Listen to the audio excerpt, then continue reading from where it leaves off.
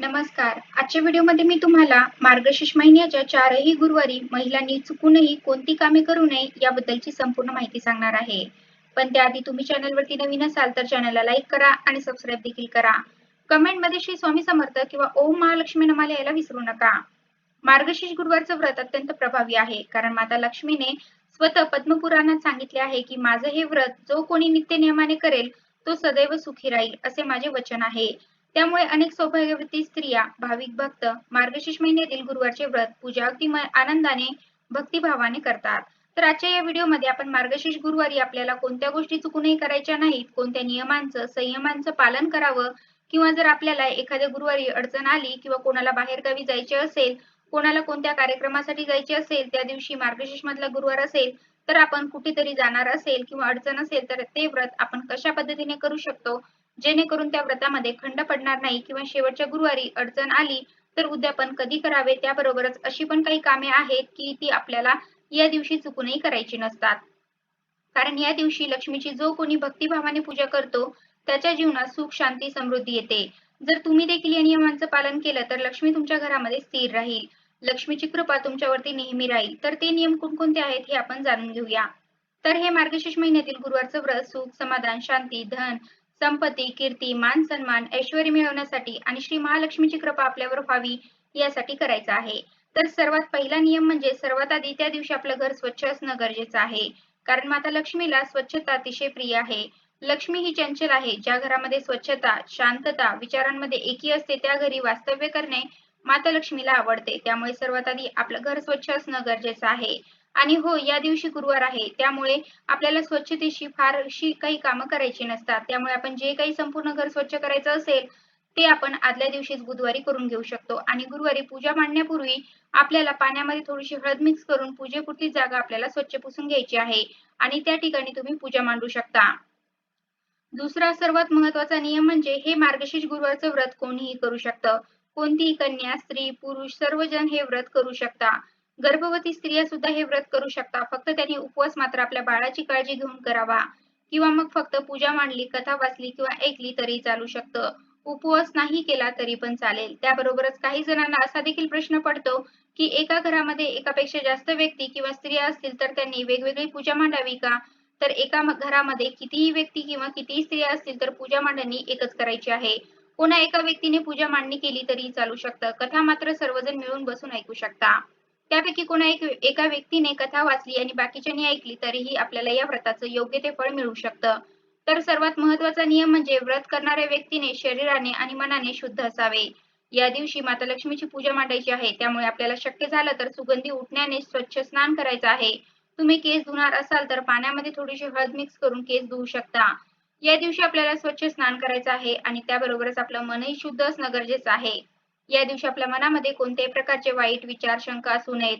तसेच आपले आचरणही चांगले असावे. या दिवशी वासना, क्रोध, लोभ आणि आसक्तीपासून दूर राहावे.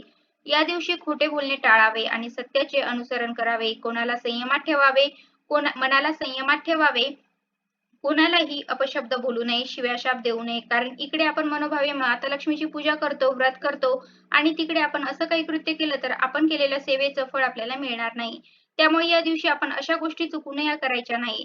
तसेच माता लक्ष्मीला स्वच्छतेबरोबर शांतता सुद्धा तितकीच प्रिय आहे. त्यामुळे या दिवशी आपल्याला घरातील वातावरण आनंदी आणि मंगलमय ठेवायचं आहे. या दिवशी आपल्या घरामध्ये चुकूनही वादविवाद, भांडणे, कटकटी, शिव्याशाप अशा गोष्टी करू नयेत. व्रत करणाऱ्या व्यक्तींनी आनंदी व शांत असावे.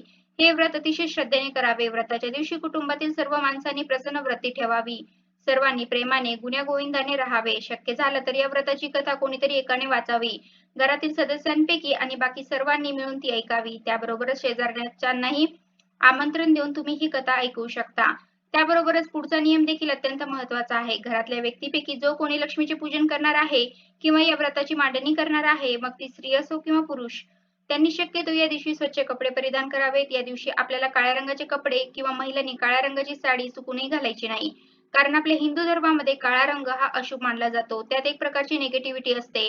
आपल्याला या दिवशी हवी ती ऊर्जा काळा रंग देत नाही. म्हणून काळे कपडे न घालता महिलांनी या दिवशी लाल रंगाची साडी नेसू शकतात. कारण लाल रंग माता लक्ष्मीला अत्यंत प्रिय आहे. त्याबरोबरच तुम्ही हिरव्या, पिवळ्या, गुलाबी अशा रंगाची साडी देखील नेसू शकता. त्यानंतर सर्वात महत्त्वाची गोष्ट म्हणजे पूजा मांडणी कधी करावी, सकाळी की संध्याकाळी? असा प्रश्न देखील बऱ्याच जणांना पडत असेल.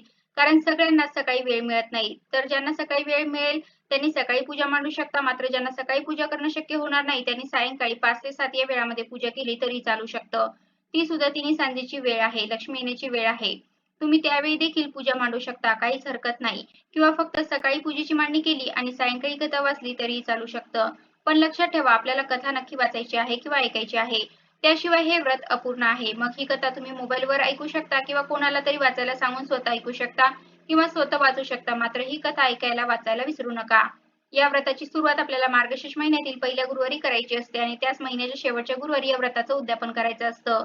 दर गुरुवारी पूजा विधीसह हे व्रत करायचं आहे आणि काही कारणामुळे मार्गशीर्ष महिन्यात न जमल्यास कोणत्याही महिन्यातील पहिल्या गुरुवारी हे व्रत करावे आणि शेवटच्या गुरुवारी त्याची सांगता करावी. हे व्रत करत असताना प्रत्येक गुरुवारी आपल्याला दिवसभर उपवास करायचा आहे आणि संध्याकाळी देवीला नैवेद्य दाखवून मगच आपल्याला उपवास सोडायचा आहे. उपवासामध्ये बरेच जण फळे, दूध खाऊन उपवास करतात किंवा सुकामेवा खाऊ शकता. भरपूर पाणी प्या आणि जमत नसेल तर तुम्ही उपवासाचे पदार्थ खाऊन देखील उपवास करू शकता.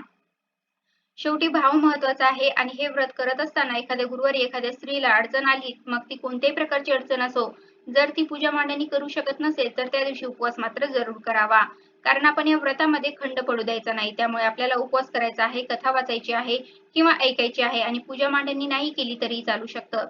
मात्र उपवास आणि कथा नक्की करावी. आणि आपण या व्रताचं उद्यापन शेवटच्या गुरुवारी करत असतो आणि एखाद्या स्त्रीला जर शेवटच्या गुरुवारी अडचण आली, तर त्या पुढील गुरुवारी आपण या व्रताचं उद्यापन करू शकतो. पौष महिन्यातल्या पहिल्या गुरुवारी केलं तरी चालू शकतं. मात्र हे गुरुवारचं व्रत करत असताना उद्यापन मात्र निश्चितपणे करावं. तरच तुम्हाला व्रताचं योग्य ते फळ मिळेल. या व्रताची मांडणी, पूजा तुम्ही सकाळी केलेली असेल तर सायंकाळी सुद्धा आपल्याला तिथे दिवा अगरबत्ती करायची आहे. देवीला सात्विक भोजनाचा नैवेद्य दाखवायचा आहे. गाईला देखील नैवेद्य द्यायचा आहे आणि मगच भोजन करून आपल्याला उपवास सोडायचा आहे. या दिवशी आपल्या घरामध्ये चुकूनही मांसाहार बनणार नाही याची काळजी आपल्याला घ्यायची आहे. शक्यतो पूर्ण महिनाभर मार्गशीर्ष महिना आपण शक्य झालं तर मांसाहार करणं टाळायचं आहे. पूर्ण महिनाभर आपल्याला जसं आपण श्रावण महिना पाळतो अगदी त्याच पद्धतीने मार्गशीर्ष महिना देखील पाळायचा आहे. कारण या महिन्यामध्ये आपल्या घरात पूजा अर्चा होत असते त्यामुळे आपल्या घरातील वातावरण अगदी सात्विक, आनंदी आणि मंगलमय असतं.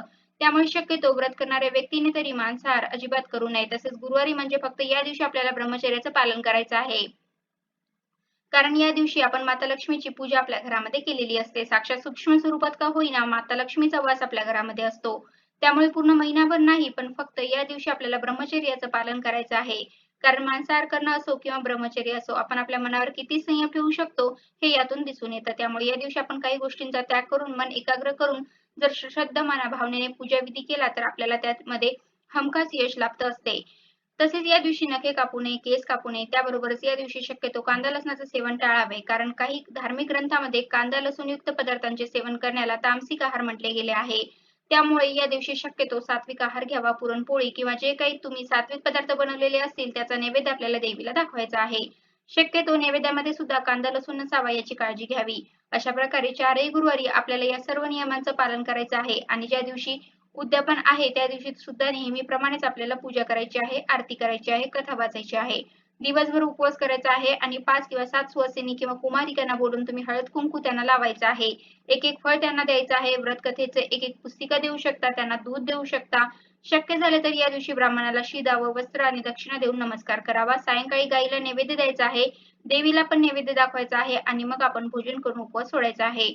दुसऱ्या दिवशी आपण सकाळी ही पूजा उचलायची असते. पूजा उचलताना देवीला क्षमा प्रार्थना करायची आहे. माझ्याकडून किंवा माझ्या कुटुंबातील व्यक्तीकडून या पूजेमध्ये काही कळत-नकळत चूक झाली असेल तर मला मोठ्या मनाने माफ कर. हे व्रत मी करत राहीन, उठणार नाही, मातणार नाही, घेतला वसा टाकणार नाही.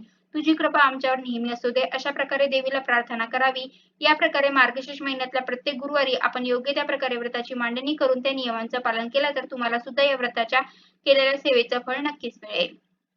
तर अशा प्रकारे आजच्या व्हिडिओमध्ये मी तुम्हाला मार्गशीर्ष महिन्याच्या चारही गुरुवारी महिलांनी चुकूनही कोणती कामे करू नये याबद्दलची संपूर्ण माहिती सांगण्याचा प्रयत्न केला आहे. कसा वाटला तुम्हाला माझा आजचा व्हिडिओ कमेंट करून नक्की सांगा. धन्यवाद.